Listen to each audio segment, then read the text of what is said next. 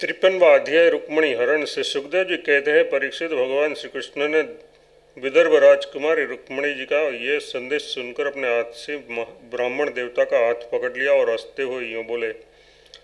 भगवान श्री कृष्ण ने कहा, ब्राह्मण देवता जैसे विदर्भ राजकुमारी मुझे चाहती हैं, वैसे ही मैं भी उन्हें चाहता हूँ। मेरा चित्त उन्हीं में लगा रहता है। कहाँ तक कहूँ, मुझे रात के समय नींद तक नहीं आती। मैं जानता हूँ कि रुक्मणी ने द्वेषवश मेरा विवाह रोक दिया है।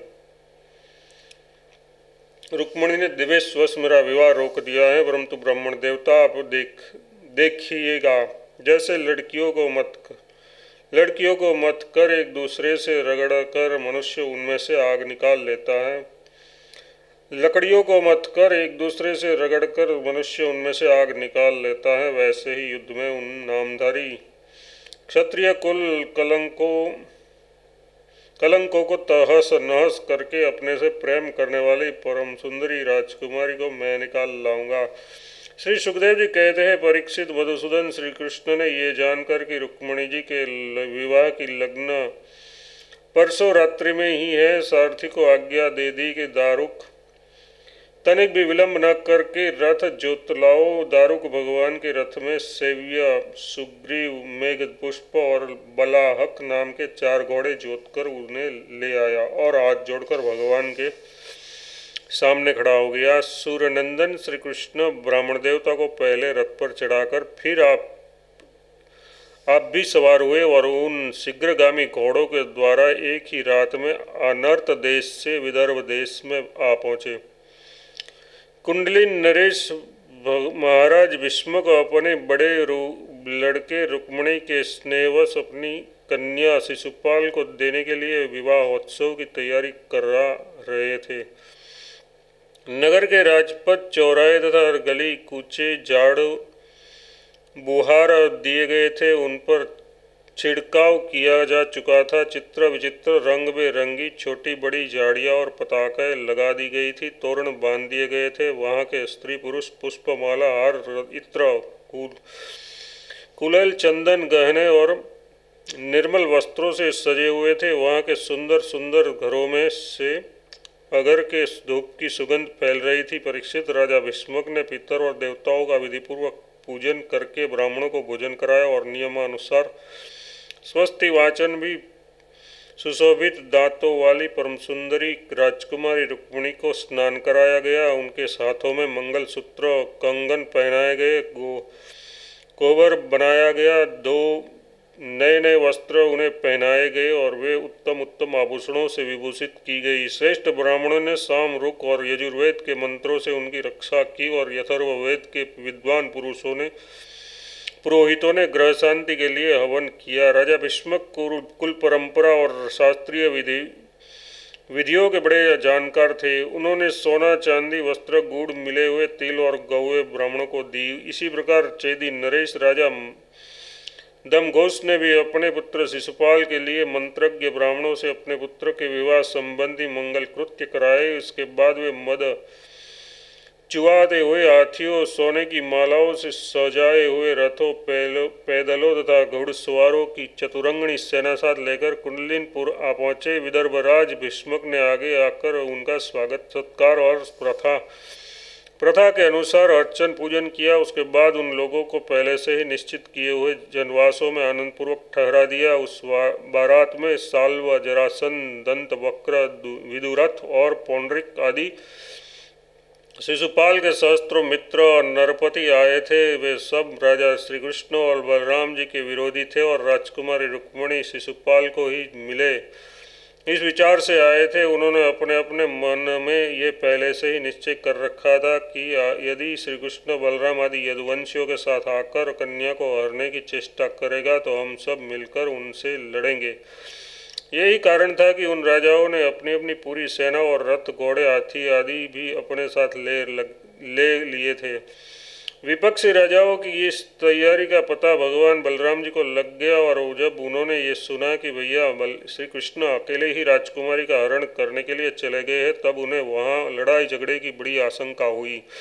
यद्यपि वे श्री कृष्ण का बल विक्रम जानते थे, फिर भी भातृ स्नेह से उनका हृदय भराया। वे तुरंत ही हाथी, घोड़े, रथ और पैदलों की बड़ी भारी चतुरंगनी सेना साथ लेकर कुंडलिनपुर के लिए चल पड़े।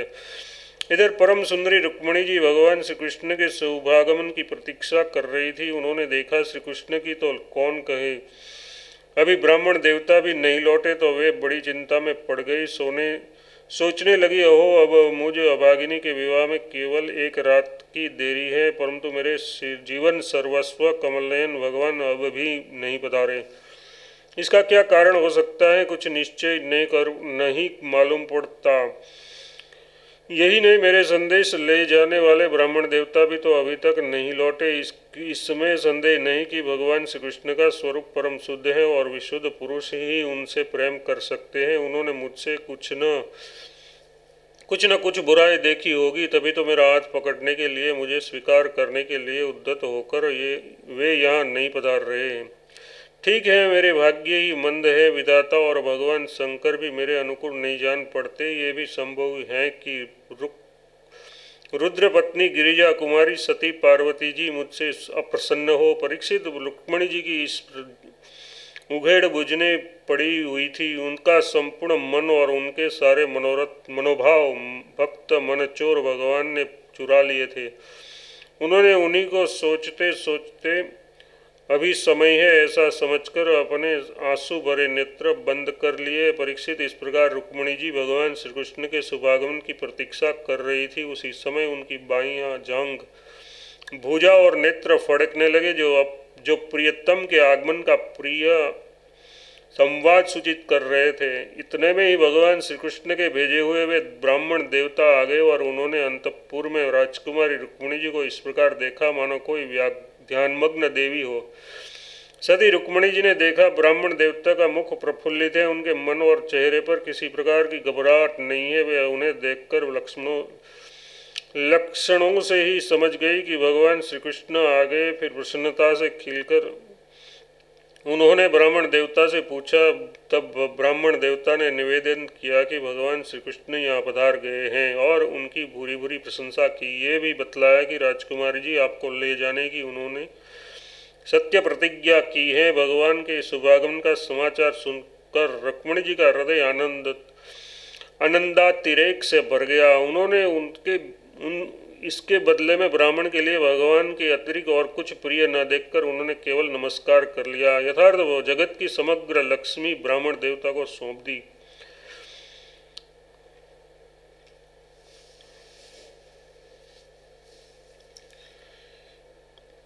राजा भीष्मक ने सुना कि भगवान श्री कृष्ण और बलराम जी मेरी कन्या का विवाह देखने के लिए उत्सुकतावश यहाँ पधारे हैं, तब दूर ही भेरी आदि बाजे बजाते हुए पूजा की सामग्री लेकर उन्होंने उनकी अगवानी की और मधुपर का निर्मल वस्त्र तथा उत्तम उत्तम भेंट देकर विधिपूर्वक उनकी पूजा की। भीष्मक जी बड़े बुद्धिमान थे। भगवान के प्रति उनकी बड़ी भक्ति थी। उन्होंने भगवान को सेना और साथियों के सहित समस्त सामग्रियों से युक्त निवास स्थान में ठहराया और उनका यथावत आतिथ्य सत्कार किया। विदर्भ राज भीष्मक जी के यहाँ निमंत्रण में जितने राजा आए थे, उन्होंने उनके पराक्रम, अवस्था, बल और धन के अनुसार सारी इच्छित वस्तुएं देकर सबका खूब सत्कार किया। विदर्भ देश के नागरिकों ने जब सुना कि भगवान श्री कृष्ण यहाँ पधारे हैं, तब वे लोग भगवान के निवास स्थान पर आए और अपने नयनों की अंजलि में भर भर कर उसके चरण वदनार विंद का मधुर मकरंद रसपान करने लगे। वे आपस में इस प्रकार बातचीत करते थे, रुक्मणी जी इन्हीं की अर्धांगिनी होने के योग्य है और ये परम पवित्र मूर्ति श्याम सुंदर रुक्मणी जी के ही योग्य पति हैं। दूसरी कोई इनकी पत्नी होने के योग्य नहीं है। यदि हमने अपने पूर्व जन्म या इस जन्म में कुछ भी सत्कर्म किया हो, तो त्रिलोक के विधाता भगवान हम पर प्रसन्न हो और ऐसी कृपा करे कि श्याम सुंदर श्री कृष्ण ही विदर्भ राजकुमारी रुक्मणी जी का पाणी ग्रहण करे। परीक्षित, जब जिस समय प्रेमवश होकर पूर्ववासी लोग परस्पर इस प्रकार बातचीत कर रहे थे कि उसी समय रुक्मणी जी अंतपुर से निकलकर देवी जी के मंदिर के लिए चली। बहुत से सैनिक उनकी रक्षा के लिए नियुक्त थे। वे प्रेम मूर्ति श्री कृष्ण चंद्र के चरण कमलों का चिंतन करती हुई भगवती भवानी के पाद पल्लवों का दर्शन करने के लिए पैदल ही चली। वे स्वयं मौन थी और माताएं तथा सखी सहेलियां सब ओर से उन्हें घेरी हुई थी। शूरवीर राज सैनिक हाथों में अस्त्र शस्त्र उठाए कवच पहने उनकी रक्षा कर रहे थे। उस समय मृदंग, शंख, ढोल, तुरही और भेरी आदि बाजे बज रहे थे। बहुत सी ब्राह्मण पत्नियां पुष्पमाला, चंदन आदि सुगंध द्रव्य और गहने कपड़ों से सज धज कर साथ साथ चल रही थी और अनेकों प्रकार के उपहार तथा पूजन आदि की सामग्रियां लेकर सहस्त्रों श्रेष्ठ वारांगनाएं भी साथ थी। गवैये गाते जाते थे, बाजे वाले बाजे बजाते चलते थे और सुत मागध तथा बंदीजन दुल्हन की चारों ओर जय जयकार करते विरध बजाते जा रहे थे। देवी जी के मंदिर में पहुंचकर रुक्मणी जी ने अपने कमल के सदस्य सुकोमल हाथ पैर धोए, आचमन किया। उसके बाद बाहर भीतर से पवित्र एवं शांत भाव से युक्त होकर अंबिका देवी के मंदिर में प्रवेश किया। बहुत सी विधि विधान जानने वाली बड़ी बूढ़ी ब्राह्मणियां उनके साथ थी। उन्होंने भगवान शंकर की अर्धांगिनी भवानी को और भगवान शंकर जी को भी रुक्मणी जी से प्रणाम करवाया। रुक्मणी जी ने भगवती से प्रार्थना की, अंबिका माता, आपकी गोद में बैठे हुए आपके प्रिय पुत्र गणेश जी को तथा आपको मैं बारंबार नमस्कार करती हूँ। आप ऐसा आशीर्वाद दीजिए कि मेरी अभिलाषाएं पूर्ण हो, भगवान श्री कृष्ण ही मेरे पति हो। इसके बाद रुक्मणी जी ने जल, गंध, अक्षत, पुष्प, धूप, वस्त्र, पुष्पमाला, हार, आभूषण, अनेकों प्रकार के नैवेद्य, भेंट और आरती आदि सामग्री से अंबिका देवी की पूजा की। तदनंतर उक्त सामग्रियों से तथा नमक, पुआ, पान, अष्टसूत्र, फल और ईख से सुहागिन ब्राह्मणियों की भी पूजा की। तब ब्राह्मणियों ने उन्हें प्रसाद देकर आशीर्वाद दिए और दुल्हन ने ब्राह्मणियों और माता अंबिका को नमस्कार करके प्रसाद ग्रहण किया। पूजा अर्चना की विधि समाप्त हो जाने पर उन्होंने मौन व्रत तोड़ दिया और रत्न जटित अंगूठियों से जगमगाते हुए कमल के द्वारा एक सहेली का हाथ पकड़कर वे गिरिजा मंदिर में बाहर निकली। परीक्षित, रुक्मणी जी भगवान की माया के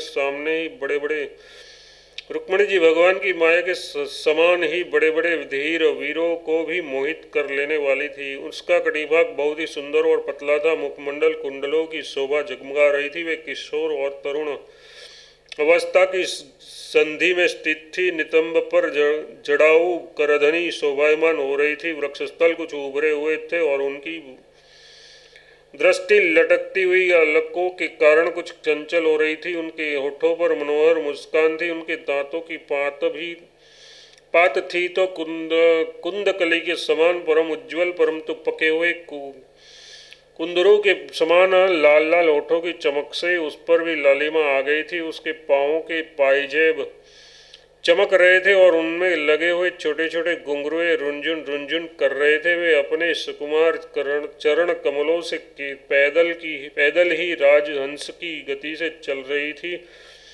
उनकी वह अपूर्व छवि देखकर वहां आए हुए बड़े बड़े यशस्वी वीर सब मोहित हो गए। कामदेव ने भी भगवान का कार्य सिद्ध करने के लिए अपने बाणों से उनका हृदय जर्जित कर दिया। रुक्मणी जी इस प्रकार इस उत्सव यात्रा के बहाने मंद मंद गति से चलकर भगवान श्री कृष्ण अपना राशि राशि सौंदर्य निछावर कर रही थी। श्री कृष्ण पर अपना राशि राशि सौंदर्य निछावर कर रही थी। उन्हें देखा और उनकी खुली मुस्कान तथा लजीली चितवन पर अपना चित्त लुटाकर वे बड़े बड़े नरपति एवं वीर इतने मोहित और बेहोश हो गए कि उनके हाथों से अस्त्र शस्त्र छूट कर गिर पड़े और वे स्वयं भी रथ, हाथी तथा घोड़ों से धरती पर आ गिरे।